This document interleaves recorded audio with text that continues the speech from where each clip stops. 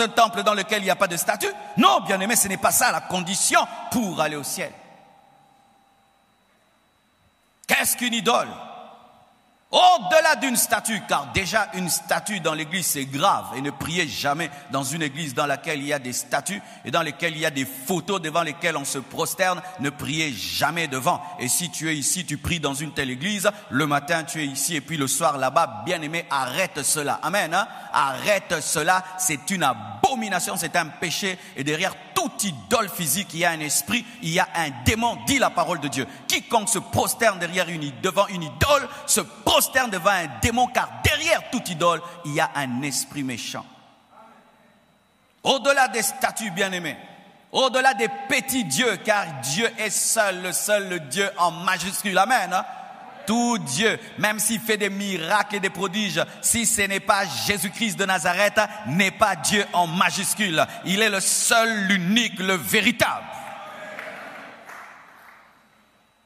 Dieu en minuscule, c'est tout ce qui prend la place de Dieu en majuscule dans ta vie.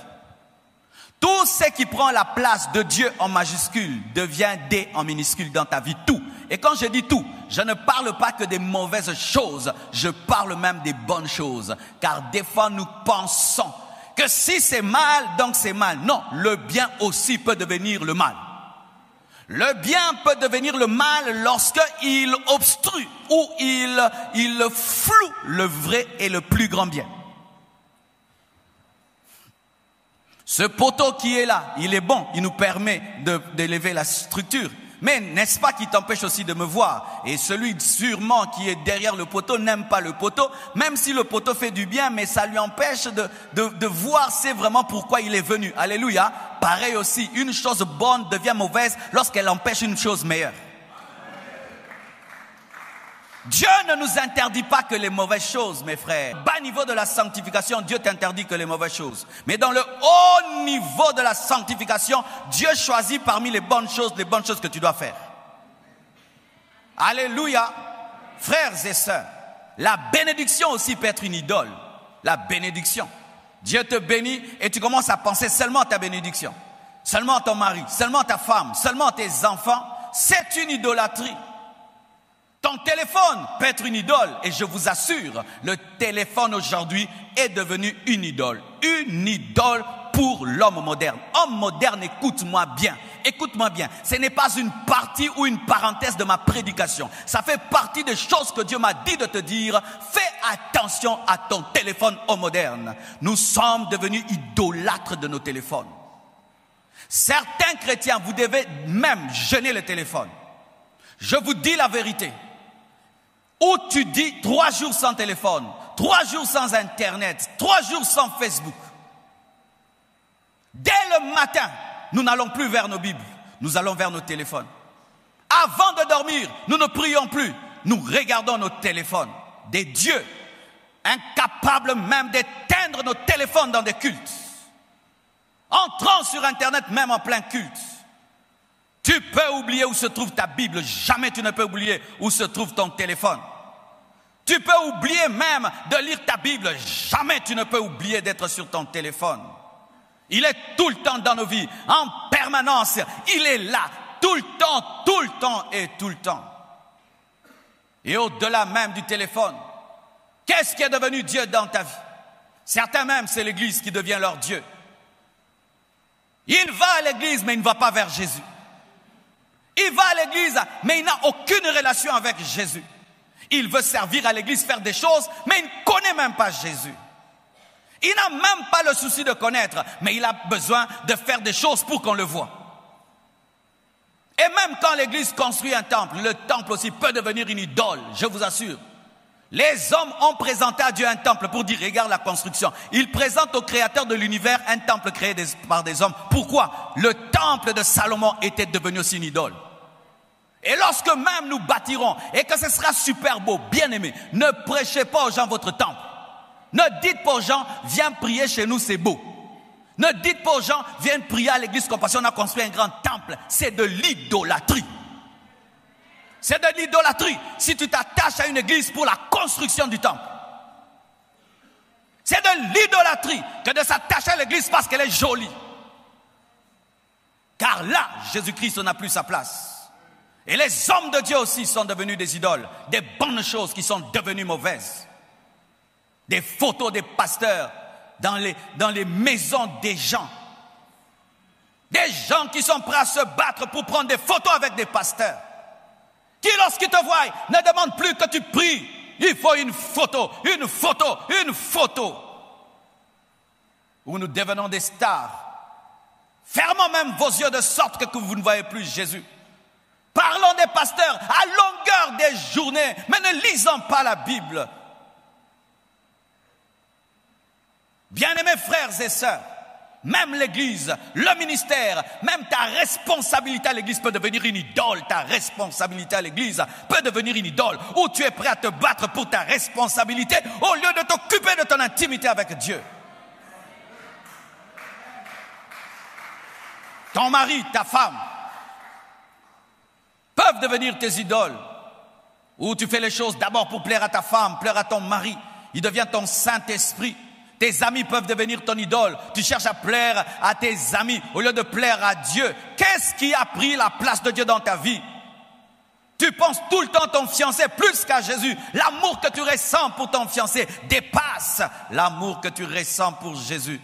Une idole, une idole. Combien d'idoles sont cachées dans nos cœurs? Combien d'idoles, combien de choses. Certains, c'est l'argent. Ils aiment l'argent à un niveau. Ils peuvent briser les relations pour l'argent. Ils peuvent tuer pour l'argent. Ils peuvent se prostituer pour l'argent. Ils sont prêts à tout pour l'argent. Le succès, ils sont prêts à tout pour le succès. S'ils doivent devenir magiciens occultistes, ils sont prêts à tout. Ils sont prêts à devenir des animaux pour l'argent. L'idole, ce n'est pas toujours une mauvaise chose. Des fois, c'est une chose même que Dieu t'a donnée, que Dieu t'a confiée. L'onction, le ministère, le don spirituel, un service divin, une grâce, même ta propre beauté peut devenir ton idole, ta propre beauté. Vous qui vous regardez tout le temps devant les miroirs, faites très attention. Je vous dis la vérité, vous qui tout le temps, tu ne peux pas passer devant un miroir sans te regarder.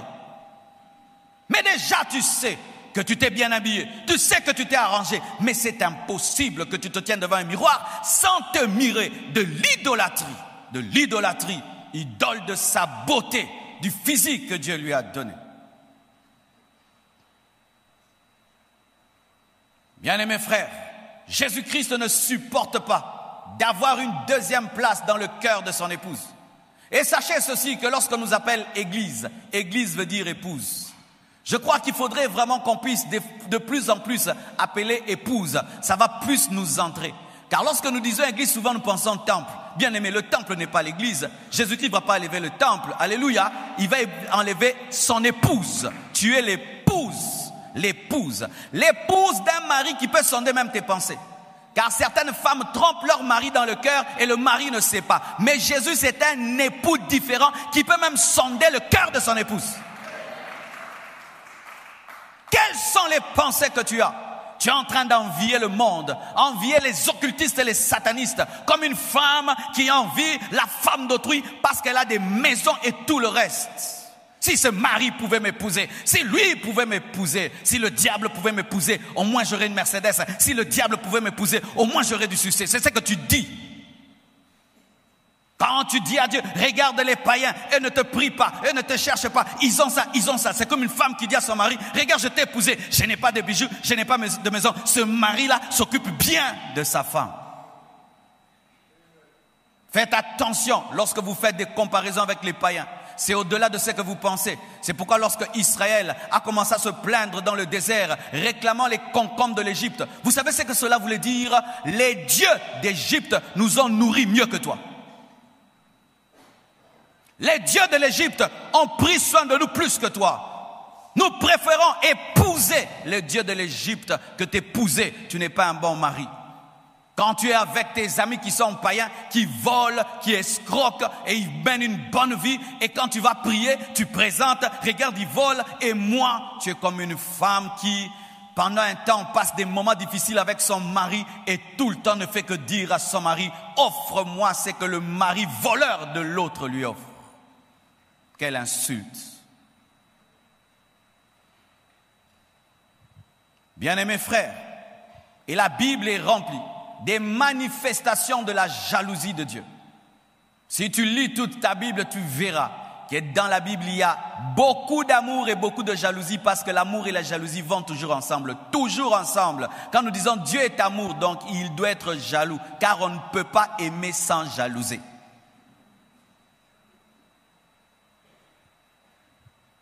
Vous voyez, à la tour de Babel, les humains se rassemblent et bâtissent une tour disant qu'elle touchera le ciel. C'était une idole devant Dieu. Automatiquement, Dieu est descendu et il a confondu leur langage. Il a multiplié les langues et il les a disséminées sur la terre. Chaque fois que les hommes bâtissent une tour de Babel, Dieu, dans sa jalousie, confond cela, bien-aimés. Chaque fois que nous allons bâtir des choses qui vont vouloir toucher à la gloire de Dieu, Dieu va les confondre. C'est pourquoi beaucoup de ministères sont détruits, beaucoup d'entreprises sont détruites, beaucoup d'unités sont détruites, beaucoup de relations sont anéanties, car ce sont des relations qui deviennent des idoles. C'est pourquoi tu perds des amis, tu perds des relations, parce que votre unité est contre Dieu. Et Dieu préfère que tu sois seul, mais avec lui. Depuis que Dieu t'a donné une telle relation, elle est devenue Jéhovah Jireh pour toi. C'est pourquoi tu as perdu cette relation, parce que vous avez fait la tour de Babel contre l'Éternel. Au point où tu ne pries plus quand tu as un besoin. Tu penses à la personne, elle va me donner, elle va m'aider. Tu ne pries plus parce qu'il y a quelqu'un qui t'aide dans la vie. C'est une tour de Babel. Le sacrifice d'Isaac. Dieu bénit Abraham et Sarah. Leur donne un fils. Mais qu'est-ce qu'il voit? Il voit qu'Abraham commence à beaucoup aimer Isaac. Et Dieu qui est jaloux, qui aime beaucoup Abraham, car il avait des moments d'intimité très profonde avec Abraham, commence à remarquer qu'Abraham ne lui donne plus le même temps qu'avant, mais donne plus à Isaac, ne pense plus trop à lui comme avant, mais pense tout le temps à Isaac, ne pense plus trop au plan qu'il a avec lui, mais pense tout le temps à Isaac et le Dieu jaloux. Sachez, bien-aimés, que ce qui avait réclamé le sacrifice d'Isaac, c'était la jalousie. C'était la jalousie de Dieu. Tue cet enfant pour n'avoir que moi. Voyons si tu pourras revivre encore seul avec moi sans la bénédiction. Tue ça. Et Abraham, qui aimait et qui avait le cœur d'une épouse alors qu'il était encore dans l'ancien temps, bien-aimé, a accepté de perdre Isaac pour garder Dieu. Et l'amour de Dieu a été satisfait. Dieu lui dit, ne tue pas, car en soi, je n'avais pas de problème avec Isaac, j'avais un problème avec ton cœur. L'Esprit de Dieu me dit de te dire, certaines épreuves que tu as, ce n'est pas que Dieu est contre ta bénédiction. Non, Dieu a un problème avec ton cœur. Et pendant un temps, il va toucher tes bénédictions. Pas parce qu'il n'aime pas la bénédiction, mais il veut veiller à ce que ton cœur reste près de lui. Et plus vite ton cœur sera totalement à Dieu, plus vite la bénédiction reviendra. Car en soi, Dieu n'est pas dérangé que nous ayons du succès, que nous soyons bénis, que nous soyons grands. Dieu n'a que faire. Il peut faire de toi même un milliardaire tant que tu l'aimes. Tant que tu l'aimes plus que les milliards, tu les auras. Mais s'il sens seulement que c'est Isaac maintenant, c'est Isaac, et tu oublies Elkana, il va demander la mort d'Isaac. Et voilà, avec Abraham, Dieu lui dit de tuer. Mais souvent avec nous, Dieu ne te demande même pas de tuer, lui-même vient tuer. Lui-même vient tuer Isaac dans son sommeil. Tu te réveilles, Isaac n'est plus, parce que Dieu l'a pris par jalousie. Faites attention à la jalousie de Dieu. Faites attention. Hérode donne un discours merveilleux. Et les hommes acclament. Bien-aimés, les gens acclameront toujours. Amen. Hein? Devant la beauté d'un art oratoire, les gens acclameront toujours. Devant un talent, un potentiel manifesté, les hommes acclameront toujours, car l'homme est toujours ébloui par ce qui est merveilleux. Mais c'est ton comportement face aux acclamations qui va conditionner si l'ange va te tuer ou te protéger. Et Hérode fait un discours et les hommes disent « Voix d'un Dieu et non d'un homme ». Si Hérode avait dit « Non, je ne suis pas un Dieu, je ne suis qu'un homme », Dieu n'allait pas le toucher, mais il a reçu cela. Mais au contraire, les 24 vieillards, chaque fois que la couronne tombe sur leur tête, ils jettent la couronne. Tu auras des couronnes sur ta tête, mais toi, jette la couronne devant le roi des rois, le Seigneur des seigneurs. On dit, tu fais bien, gloire à Dieu. Tu as la grâce, gloire à Dieu. Dieu t'élève, gloire à Dieu. Jamais homme n'a parlé comme cet homme. Non, ce n'est pas moi, c'est le Saint-Esprit. Tant que tu jetteras ta couronne, il y aura une autre couronne. Car les 24 vieillards ne ramassaient pas la couronne jetée. C'était une nouvelle couronne qui remplaçait la couronne jetée. Je répète. Les 24 vieillards ne jetaient pas la couronne et la récupéraient. Ils jetaient, Dieu prenait et mettait une autre. Plus tu jettes, plus une autre. Plus tu jettes, plus une autre. Plus tu jettes, plus une autre. Jette ta couronne. Le monde te donnera des couronnes. Le monde te donnera des trophées. Mais toi, ne reste pas dans les trophées. Jette le trophée aux pieds de celui qui est digne de recevoir l'honneur, la puissance et la gloire. C'est pourquoi les serviteurs de Dieu qui ont compris cela, chaque fois qu'ils prient pour un malade, et le malade est guéri, et le malade témoigne, tu m'as guéri, dit non, je ne suis pas le guérisseur, c'est Jésus qui t'a guéri, tu jettes ta couronne. Tu es extraordinaire, je ne suis pas extraordinaire. Voyez Jésus dans son ministère, enseignez déjà cela. Lui déjà qui est digne d'être appelé bon, on l'appelle bon maître. Il dit non, seul Dieu est bon. C'était un cours pour dire jetez vos couronnes. Jésus le parfait dit seul Dieu est bon. Pourquoi? Dans sa nature humaine, il devait dire Dieu seul est bon. Dans sa nature divine, il devait dire je suis bon.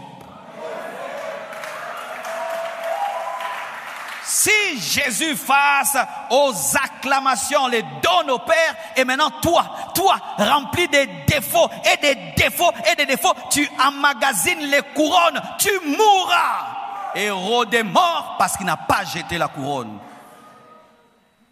Que Dieu bénisse un homme de Dieu. Alors que je suis en train de voir le ministère qui a de l'impact et les gens se comportaient d'une certaine manière envers moi, j'ai commencé à avoir tout le temps peur. J'ai dit, mais ça devient quoi? J'ai aimé ce qu'il m'a dit. Il a dit, tu n'empêcheras pas au monde de te donner les couronnes, mais toi ne les gardes jamais. N'aie pas peur du succès si tu as le cœur de Dieu. Dieu fera qu'un jour tu sois un homme très élevé, que tu le veuilles ou pas. Si tu deviens président, on va t'honorer. Mais après qu'on t'ait honoré, tu vas dans ta chambre, tu t'agenouilles, tu dis, c'est toi le roi des rois, c'est toi le Seigneur des seigneurs, c'est toi le Dieu vivant. Les gens reconnaîtront tes mérites et ils ne doivent que le faire parce que ce qui a des mérites, les gens disent, mets-toi dans ton cœur. Voix d'un Dieu et non d'un homme. Dis non, je suis un Dieu. Mais Dieu m'a fait grâce aujourd'hui. Je suis un homme, mais aujourd'hui Dieu m'a fait grâce de parler sous l'onction. Lucifer. Bien-aimé, Dieu vient de m'expliquer quelque chose sur Lucifer. Vous savez pourquoi Lucifer est tombé?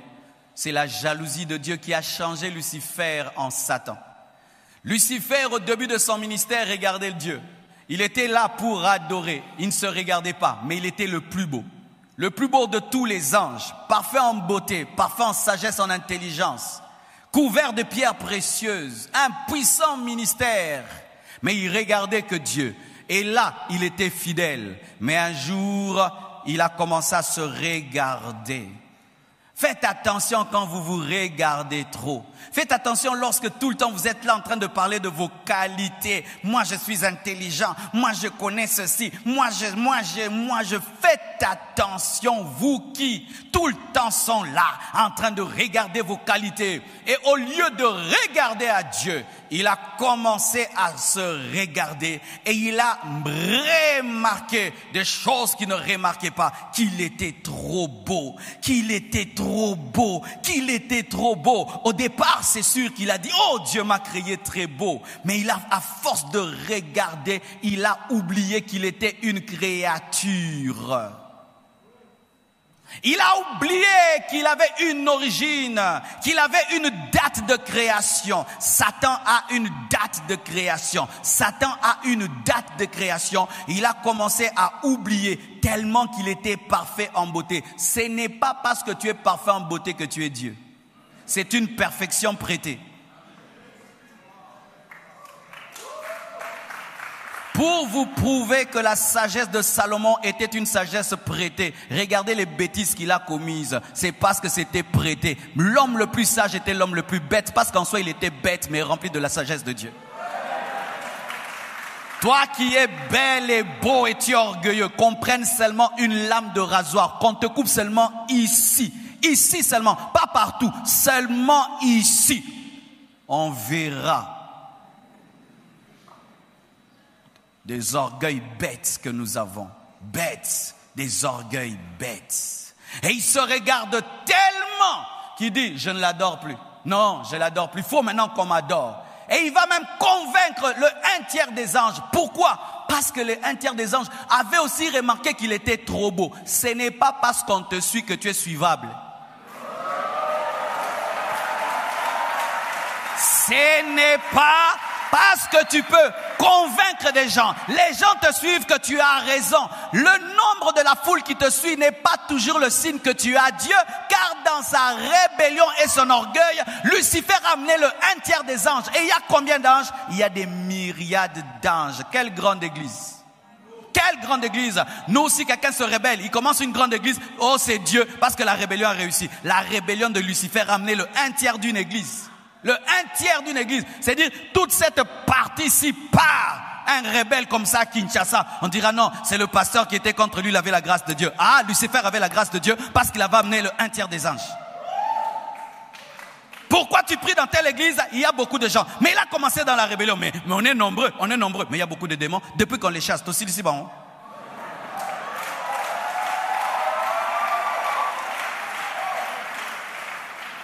Le signe qu'une église est dans la volonté de Dieu, ce n'est pas la foule, mais c'est comment elle a commencé. Dans la chambre haute commence une église. Une église commence dans la chambre haute. Vous êtes en train de prier et Dieu parle. Pas vous divisez des choses et vous prenez des choses.